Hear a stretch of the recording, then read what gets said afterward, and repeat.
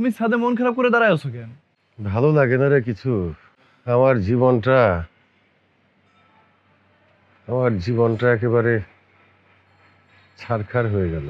আমার চাকরি চলে যাওয়ার পরে কত চেষ্টা করলাম, চাকরি পেলাম না। একজন পুরুষ বেকার থাকলে সেটা যে কত বড় শাস্তি আমার চাইতে ভালো কেউ জানে না রে। লেখাপড়া শেখা মানুষ যেন তেন ছোট কাজ তো করতে পারি না। আর তোর মার হাতে নির্যাতিত হতে হতে এক সময় মনে হতো আত্মহত্যা করে ফেলি, কিন্তু তোর কথা ভেবে সেটা করতে পারি নাই রে বাবা। তোর মা তোর মা আমাকে যে কথা শোনায়, যে ব্যবহার করে, আমি তো আর নিতে পারতেছি না।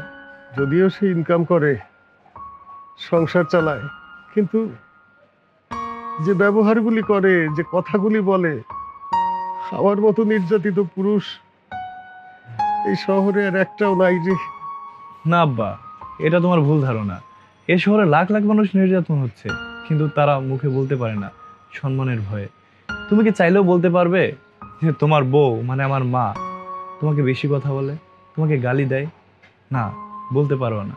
এই শুক্রবারে তোর মার জন্যে, তার কথায় আমাকে একটা চরম অসভ্যতার কাজ করতে হবে। আমি তো এগুলো করতে চাই না রে বাবা। তোর বিয়ে হয়েছে, সব দায়িত্ব তোকে দিয়ে দিছি। আমার দু চোখ যেদিক যায় আমি চলে যাবো, এই বাসায় আর আমি থাকবো না রে বাবা। আব্বা, চলে যায় বোকারা।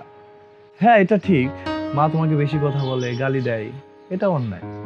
কিন্তু আব্বা, এটা ভেবে দেখো, মা চাকরি করে বলেই আমাদের সংসারটা চলে, আমার পড়ালেখাটা শেষ হয়েছে। আর আব্বা, তোমার সব থেকে বড় ভুল কি জানো?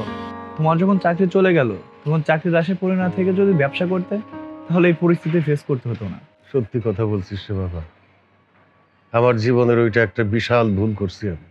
আব্বা, আমিও কিন্তু চাকরি করতে পারতাম, কিন্তু চাকরি না করে আমি ব্যবসা করছি।